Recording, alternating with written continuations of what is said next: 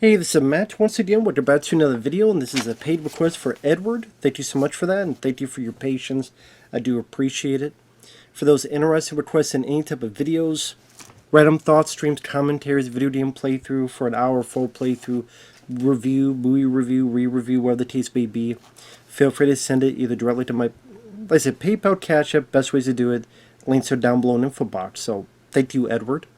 And you wanted me to look at two more episodes of the 2012 Ninja Turtles cartoon.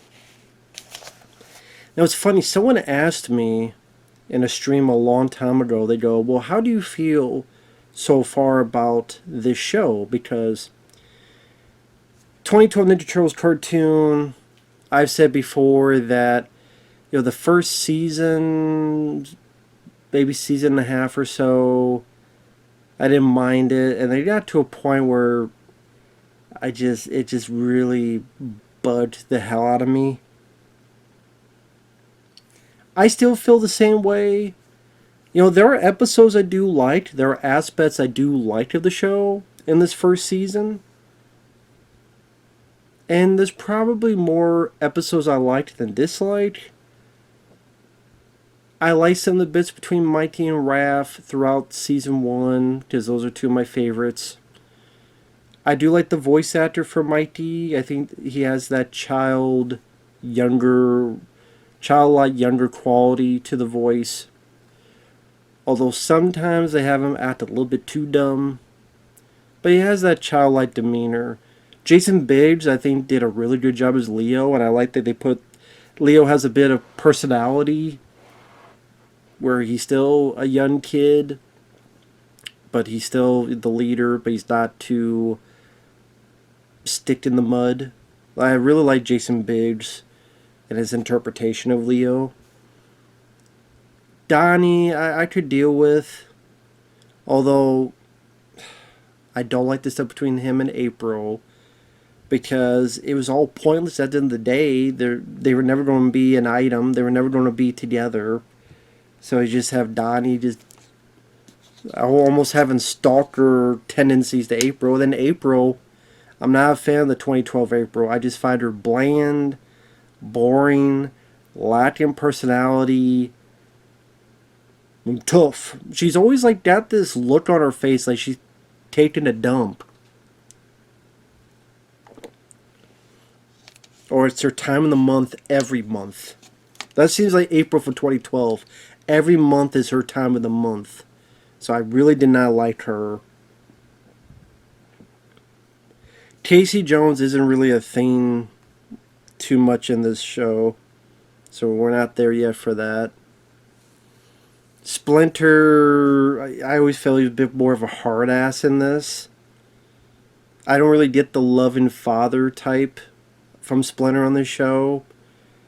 He always seems at times a bit abusive. But I mean, there's certain aspects, certain action scenes and martial arts sequences, certain bits that I don't mind. And of course, Raphael, there are moments he has I do like and appreciate. And what's funny is these two sets of episodes have that interesting split opinion that I have, where there are moments, but then there's stuff he does that they just write him for that just make me bad, and I'm just not big on Sean Astin as Raphael. Just not big on his voice. So the two episodes here is Cockroach Terminator and Baxter's Gambit. Cockroach Terminator, for the most part, I was not a fan of. Baxter's Gambit, I did like. So, one I didn't, one I did. I did it. Ted, you did it. Now, the Cockroach Terminator one, I get what they're trying to do, but pretty much the setup of this is there's this roach. Raphael is afraid of roaches. He tries to stab it. Donnie says, stop it. He's special. I thought that was kind of funny the way he said that. Rob Paulsen voicing Donnie, who voiced Raphael, Raphael in the 80s cartoon. Which, even when I first saw it, it took me a bit to get used to. Just, I'm like hearing his voice, but I'm thinking of Raphael from back in the day. All, on a tangent, the original idea for Raphael in this show, he was supposed to have the crush on April. I thought that was interesting. It makes me wonder how, I mean, nothing would come about it anyway, but it makes me wonder how that would have played out. I don't know. Curiosity. So pretty much the turtles, they're looking into these creatures, the Utroms, and this laser drill that's going to drill into the earth, and all this lava is going to show up. So they gotta find, was like this diamond or something. Anyway, they're listening in with the Spy Roach. Raphael keeps asking questions and won't shut the fuck up. So he's being an idiot. Donnie keeps telling him to shut up. Donnie does something stupid, and it drops the roach into the mutagen nearby as he's trying to listen in.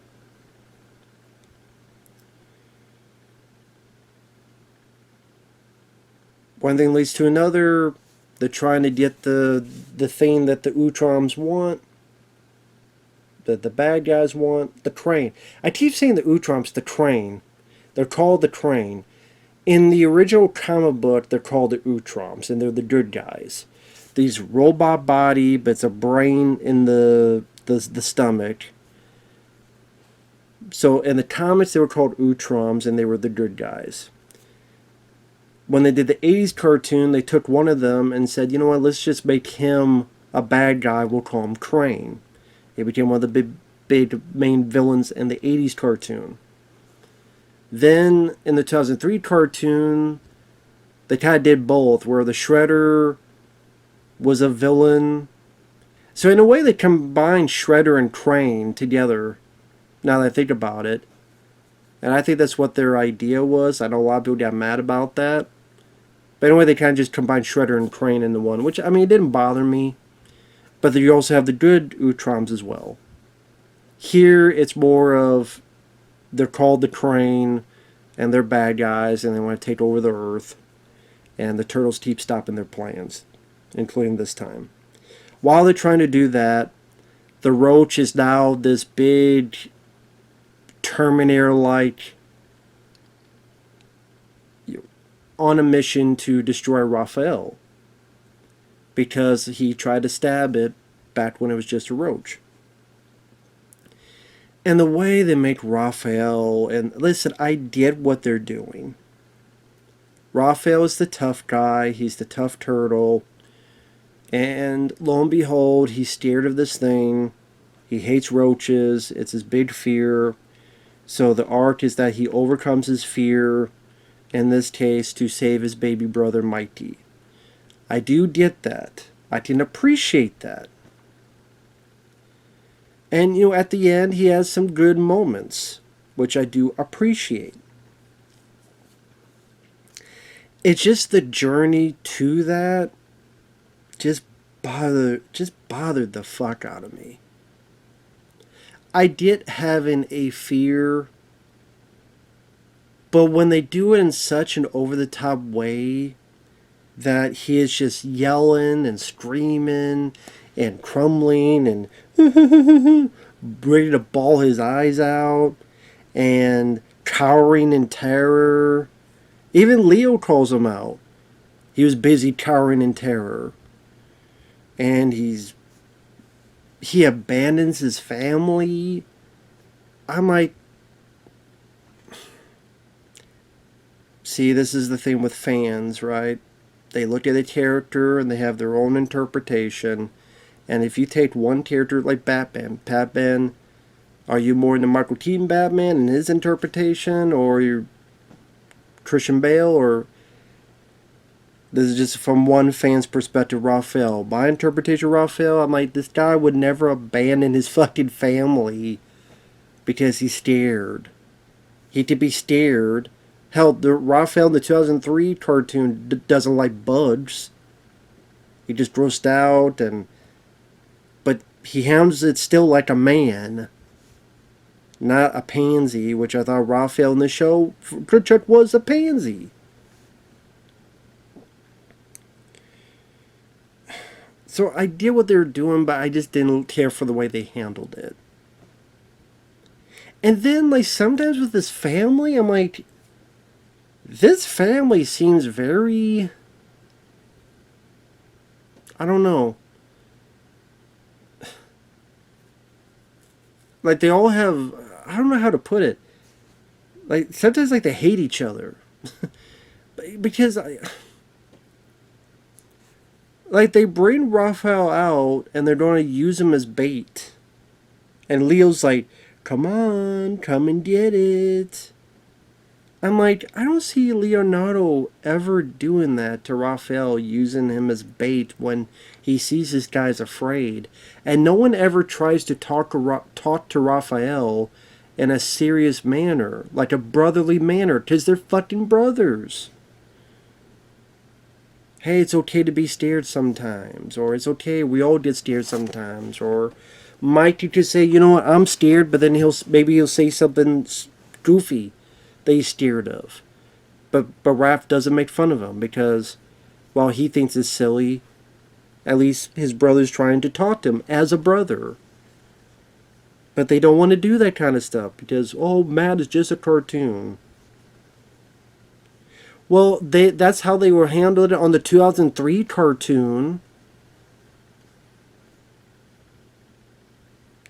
Go watch the Tales of Leo when Leo is hurt. And they're each telling their stories. And Raphael, he's saddened. And he goes over and he's tearing up. And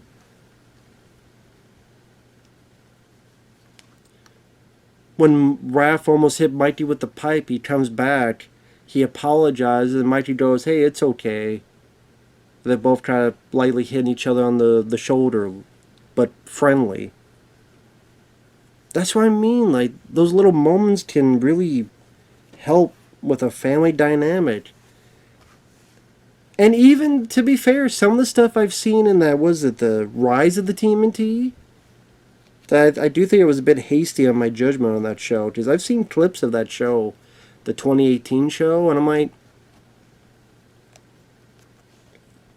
I don't know, some of the humor in that kind of, I thought worked better than in this show. It might have been too hasty on that one, on that show, but it just bothered the fuck out of me. I can't help it. So they use Raph as bait, and even Mikey's tougher than Raph in this episode. So they try some attempts to fight the thing. It doesn't work. There are times the turtles are trying to get the stuff from the Utrons while Raph's being chased by this roach. Eventually, there's this one bit where, once again, he's scared. Raph is scared out of his mind. And so Mikey's like, be nice to Mikey. What? Let him read your comics. And I'll admit, that was kind of funny because of Mikey's expression. Then when Raph gets pissed, it goes to like this kind of anime thing where Mikey's very small and Raph's very tall and kind of kicks him. And the way Mikey goes, ow! That was kind of funny. But also kind of showcases, like, this family has a toxic relationship. I think that's the phrase I was thinking of before. Like, this is a very toxic family like, when you watch this episode by episode, if you really want to dive deep into the psychology of these characters, this is a fucking toxic family. At least in this show. Fucking toxic.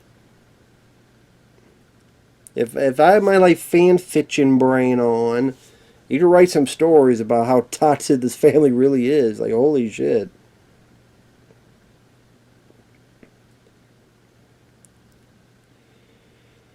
So at one point they think they got the roach, but instead it has changed to a flying one. It takes Mikey. Raph finally mans up, going to try to save his brother. Does so.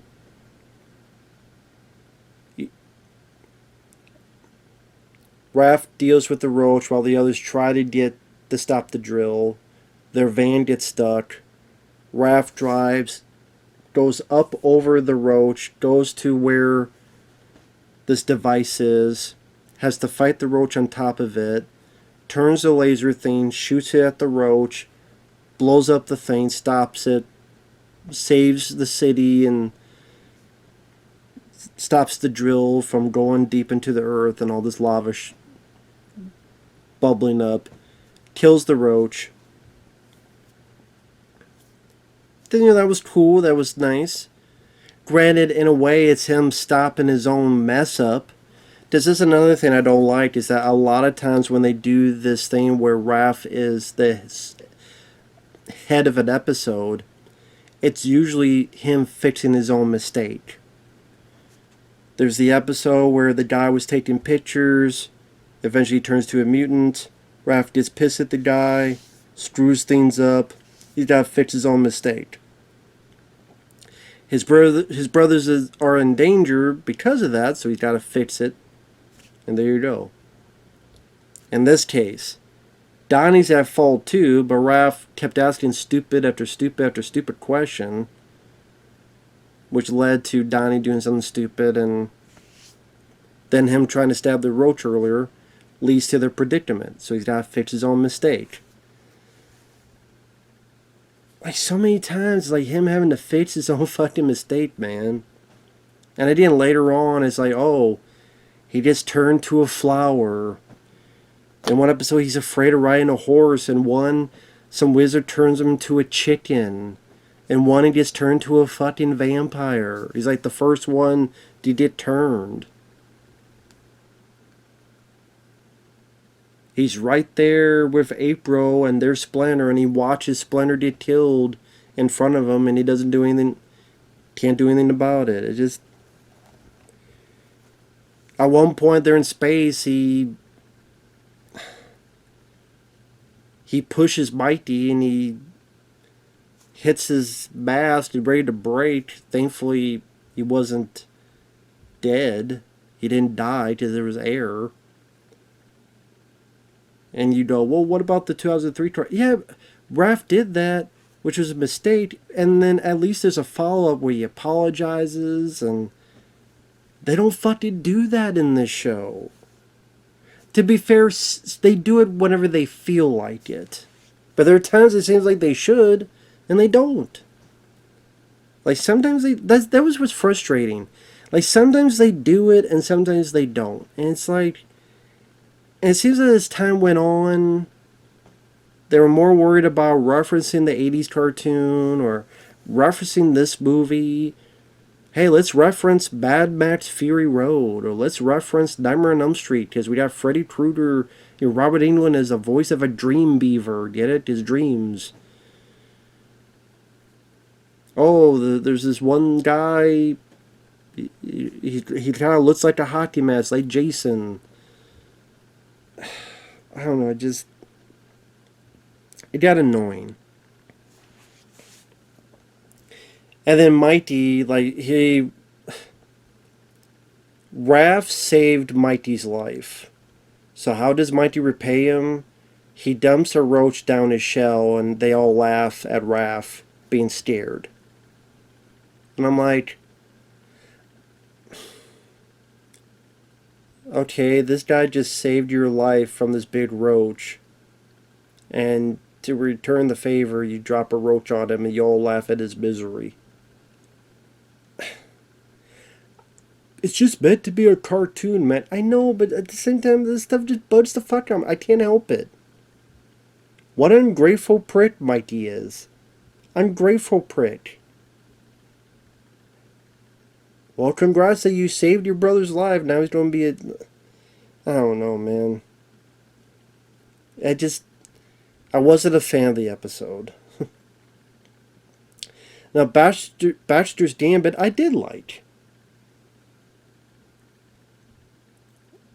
Pretty much, the turtles once again gotta fight the crane, but also they need to get this stuff. But the other bad guys wanted too. The bad guys being Dog Pound, voiced by Clancy Brown, Always nice to have Clancy Brown in there. Loved him in Highlander, Pet Sematary 2, No Brain, No Pain. Of course, he's a voice on SpongeBob SquarePants. And you also have Fish Face. The name says it all. And then there were Baxter Stockman. So what happens is the two of them try to fight the crane. At one point they gotta escape. Eventually they meet back for a rematch. And one thing leads to another. And the Turtles, Dog Pound, and Fish Face all fall through. And they're part of this big... I don't know how the fuck Baxter Stockman built all this shit. But this big, like... I don't know if you... Not really a maze, but like a death trap. Where there's all these traps. And he's trying to kill them. He doesn't like the Turtles, but he also doesn't like how Dog Pound and Fish Face keep messing with him and treat him like shit. So there's all these traps. There's like these lasers. That's like a pendulum going back and forth. There's these flying balls as if it's the tall man sending them boy. But they have little razors on them, saws on them. Eventually, Raph and Fish Face are split up from the others. At one point, Raph saves Fish Face. At one point, Fish Face saves Raph. You get a little bit of Fish Face's backstory, and you see that the two of them kind of have a few things in common. Even though they're enemies, one saves the other, and they have more... They see a bit more of themselves in the other than they did before this. I thought that stuff was interesting. I liked the idea of Raph and this guy kind of having like similar, but they're on opposite ends. Fish Face, I know it's not him, but each time I hear his voice, I swear he sounds like Antonio Banderas. It's not Antonio Banderas, but he sounds so like Antonio Banderas. And some good showing for Raph. I mean, when they have all the saws, the balls, he's throwing the ninja stars and blows them up. And then he saves Fish Face, and Fish Face saves him. I didn't mind seeing the backstory of Fish Face, of the character, Zever, with an X. Sever.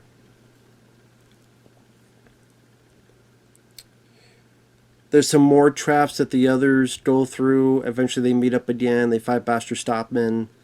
I do like the bit where Raph and Fish Face work together. Where Fish Face like sliding and his robot laser up. Raph's on top and he catapults. Like he's Superman. Like he pushes up. And he crashes through Stockman's kind of floating platform. That screws everything up. I thought that was really cool. Like Mighty and Dog Pound work together, then those two work together. Like this was a better showcase for Raphael. Even at the end where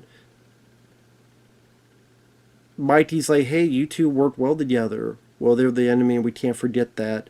So Fish Face tries to throw one of those balls at Leo and Raph saves Leo. I'm like, okay, that's badass.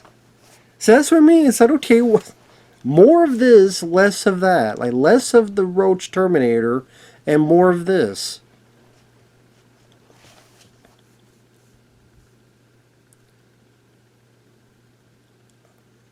Yeah, I like the dynamic between Raph and Fish Face.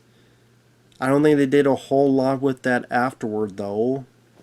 That's another thing this show likes to do, is if they come up with something intriguing, they drop it later on instead of following through on it. That's the thing, this show, there's a lot of times it could follow through on stuff and it didn't, and each time it didn't, it got more and more annoying. Like they bring in the character Slash, and the way they do is, of course, Raphael screws up again, but I'm like, okay, this is like, could be like an evil version of Raphael, and there's a lot of cool stuff you get out of that.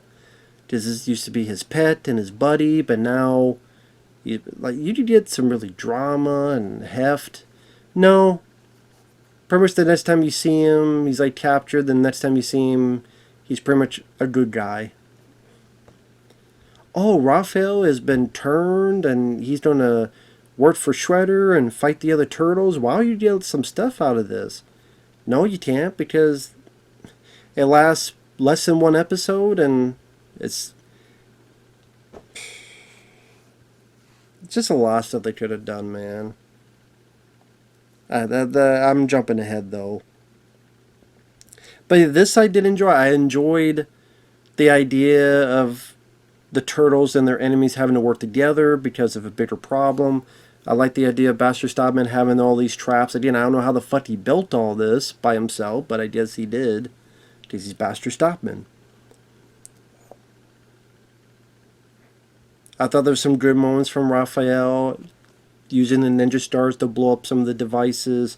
Him and Fishface working together to stop Stockman, saving Leo.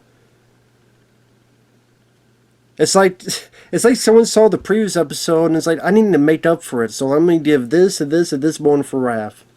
I mean, that is interesting to me. The only thing I didn't like is there's this whole subplot with Splinter teaching April. And eventually giving her the weapon, what's that called? The fan. I forget what that's called.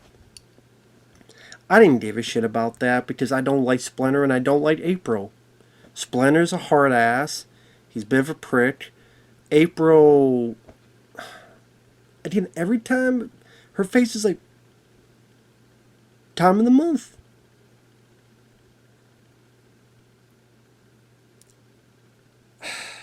I just do not like her. So I think the character's kind of bitchy.